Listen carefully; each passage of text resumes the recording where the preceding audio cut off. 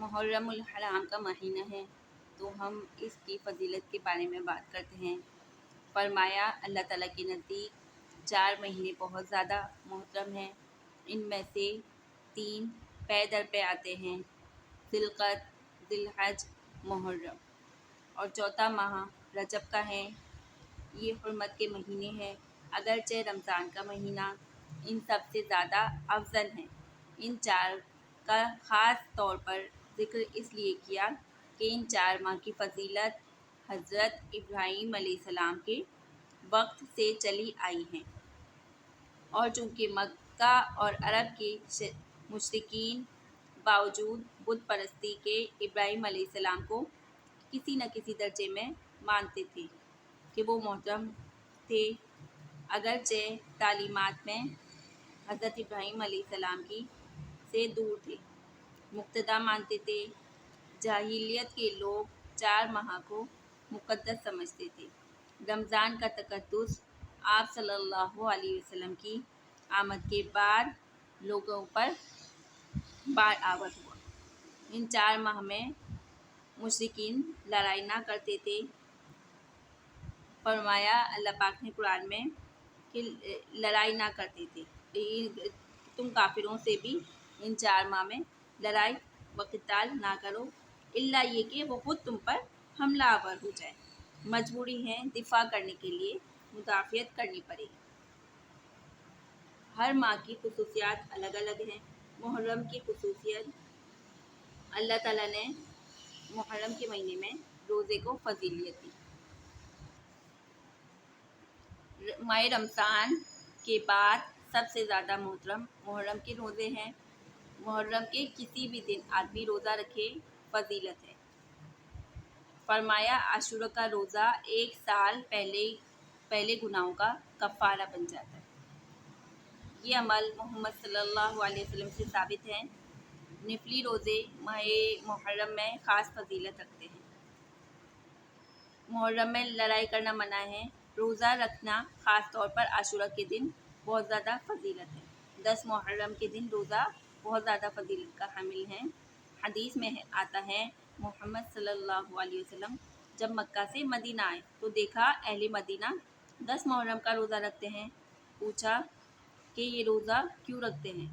یہودیوں سے پوچھا تو بتایا کہ یہ وہ دن ہے جب اللہ پاک نے موسیٰ علیہ السلام کو فرعون سے نجات دی تھی۔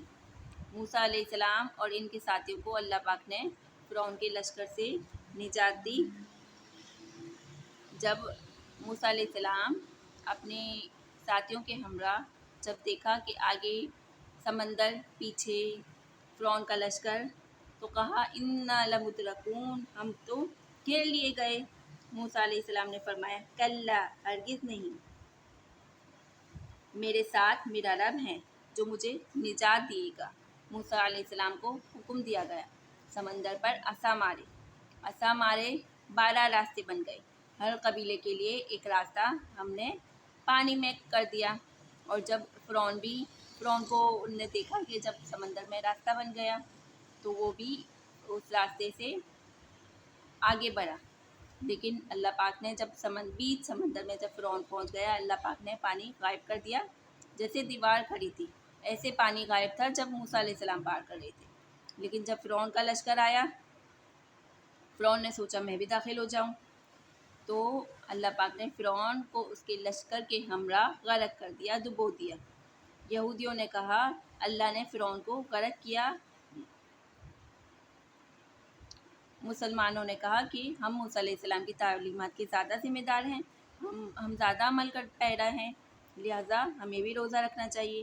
محمد صلی اللہ علیہ وسلم نے خود بھی روزہ رکھا، صحابہ سے فرمایا کہ وہ بھی روزہ رکھیں، اور فرمایا کہ جو شخص 10 محرم کا روزہ رکھتا ہے، اس روزے کی برکت سے 1 سال کے گناہ معاف ہو جاتے ہیں۔ بعد میں اللہ پاک نے عاشورہ کا روزہ فرض کر دیا۔ رمضان کے روزے فرض ہوئے تو اللہ پاک نے عاشورہ کے روزے کی فرضیت منسوخ کر دی اور عاشورہ کا روزہ مستحب ہو گیا۔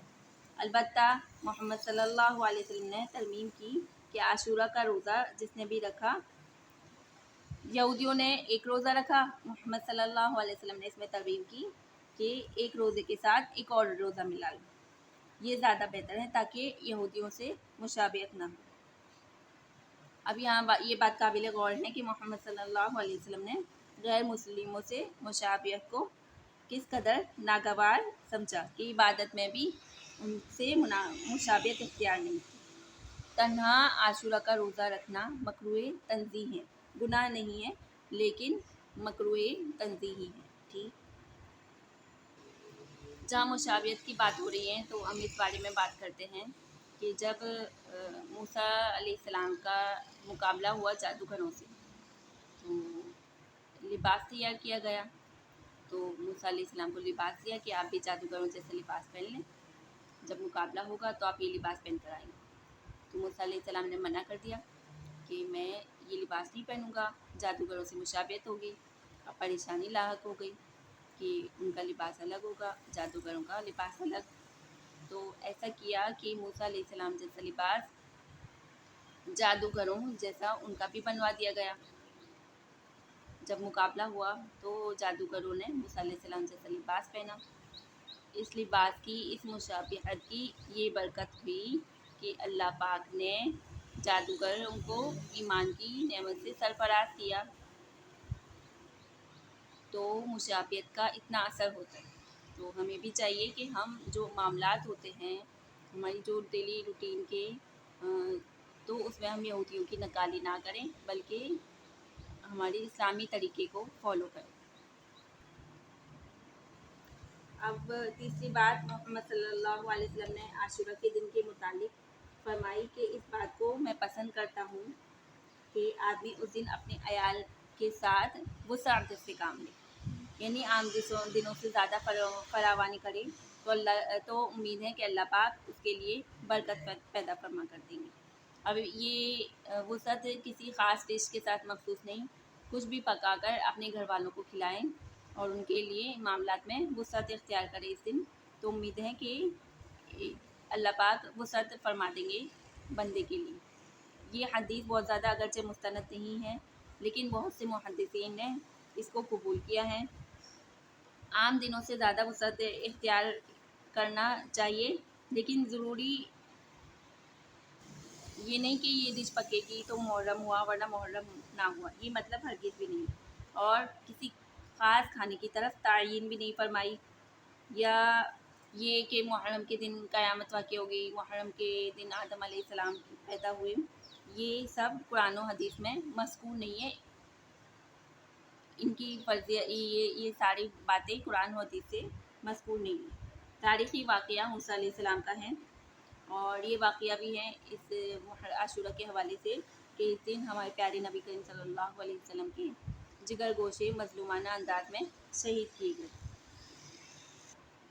आशूरा की फ़जीलत जो है, हुर्मत पहले से चली आ रही है। हज़रत हुसैन रज़ियल्लाहु तआला अन्हु की फ़जीलत ये है कि उनकी शहादत आशूरा के दिन हुई।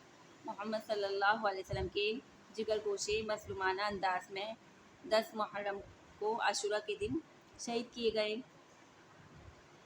अलबत्ता इनकी शहादत पर मातम करना, गिरेबान चाक करना, मारना, फरमाया नबी करीम सल्लल्लाहु अलैहि वसल्लम ने कि फलैसा मिन्ना, वो हम में से नहीं। हज़रत हुसैन रज़ियल्लाहु तआला अन्हु ने शहादत से 3 दिन कबल अपनी बहन को वसीयत की कि अगर ए मेरी प्यारी बहन, अगर मैं शहीद हो गया तो ये मेरी शहादत पर न गिरेबान चाक करना, न अपने गालों को मारना और न अपने कपड़ों को फाड़ना। इसकी किस्म की कार्रवाई अहकाम की खिलाफ वर्जी है, सुन्नत के से हटकर है। बंदे का हक बात को पहुंचाना जिम्मेदारी है, हक नियत से हक बात को पहुंचाना। ज़बरदस्ती हम किसी पर अपनी बात मनवा नहीं सकते। इंसान को इसका मुकल्लफ नहीं किया कि वो ज़बरदस्ती अपनी बात मनवाए। हमारे प्यारे नबी करीम सल्लल्लाहु अलैहि वसल्लम को फरमाया कि लस्ता अलैहिम बिमुसैतिर, क्या आप इन पर दारोगा बनाकर नहीं भेजे गए। इस्लाम से कबल जो कुफ़ार थे वो भी मुहर्रम में लड़ाई को हराम समझते थे। तो हमें चाहिए कि हम खुद भी मुहर्रम में लड़ाई से बचें, दूसरों को भी बचाएं। جب فرعون کے سامنے موسیٰ علیہ السلام جا رہے تھے تو اللہ پاک نے موسیٰ علیہ السلام کو وصیت کی قولا لہو لینا کہ فرعون کے سامنے نرم لہجے میں بات کرنا۔ اب فرعون سے بڑا گمراہ کون ہو سکتا ہے؟ لیکن کہا کہ اس سے نرم لہجے سے بات کرنا، ہو سکتا ہے کہ وہ بات مان لے۔ اب اللہ پاک کو تو پتہ ہے کہ فرعون کے دل کی حالت اور کیفیت پتہ تھی، لیکن پھر بھی موسیٰ علیہ السلام کو کیا نصیحت کی کہ نرمی سے بات کریں۔ لہٰذا داعی کے دل میں بھی امید ہونی چاہیے کہ مخاطب بات مان لے گا، لیکن لہجہ کیسا ہو؟ نرم ہو۔ سخت کلامی کیچڑ ڈالنا ہمارے دین کی تعلیمات نہیں ہے۔ اللہ پاک عمل کی توفیق دے۔ السلام علیکم ورحمۃ اللہ وبرکاتہ۔